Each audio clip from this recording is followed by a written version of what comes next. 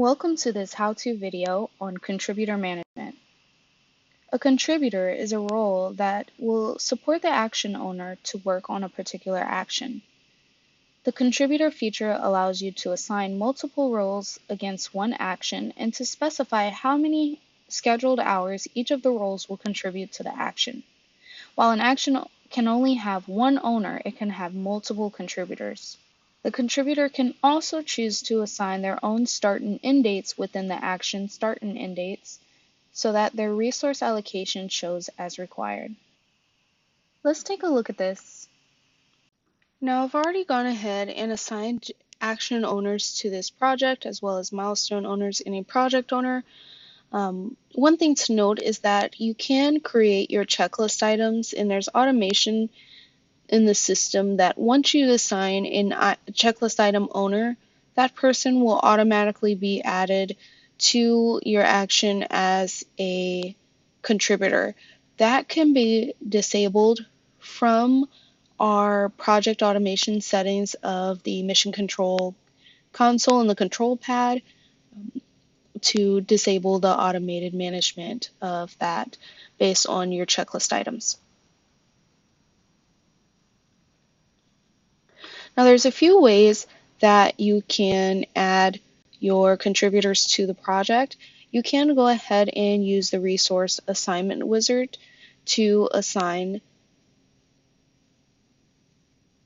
your contributors. Now I did make changes to this project plan after the checklist items were created already, so that is why you will not see the users automatically added as contributors here.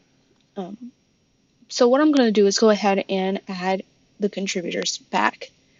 So you can use the resource assignment wizard to search for whichever roles will contribute time to this task.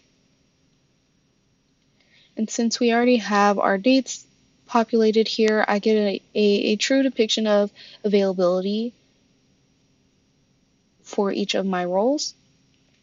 And when I've decided who will contribute time, I can go ahead and drag them into the contributors section. I can also choose to type in the name of the contributor, enter the amount of hours that will be contributed from the start and end date, and then hit enter. The start and end dates are not required, so you can choose to toggle this off.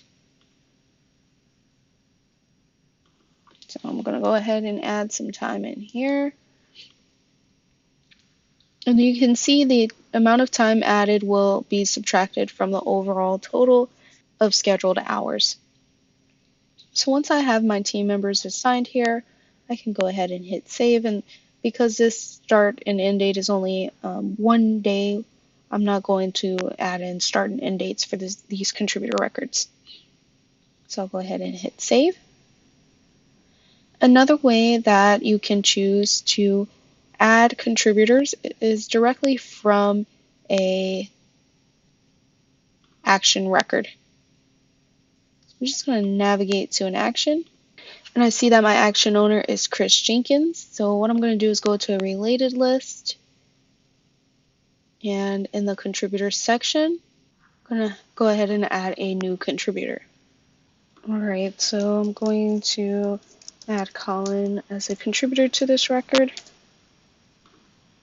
and he is going to contribute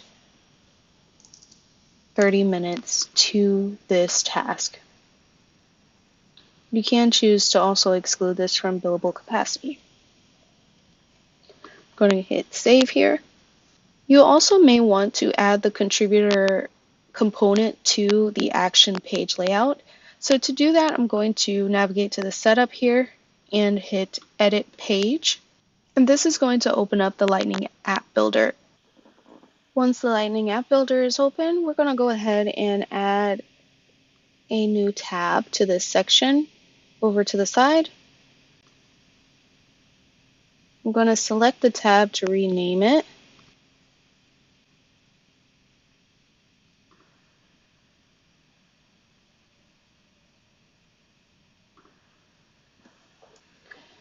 And then I'm going to go ahead and select the tab to open that section. And in this left components bar on the side, we are going to drag and drop the contributor display over there. Alright, so now that we have our contributors added, let's go ahead and hit save and review our page layout. Now, since I turned off the start and end dates in the resource assignment wizard, I had to go back to that component to turn on the start and end dates, and that will also display the start and end dates within my contributors section here. Now, once a contributor is added to an action, that user can now log time against this action. The action will show up on their timesheet, and it will also show up on the scheduler component. When viewing contributor actions within the scheduler, you want to make sure that if you are rescheduling a task that it's within the same dates as the action that it's assigned. Otherwise, you will see an error pop up that contributor actions can only be within the scheduled start and end dates of the action, which is here. Thank you for tuning in to this how-to video on contributor management. If you have any questions, please feel free to contact us and check out our additional resources on this topic and more.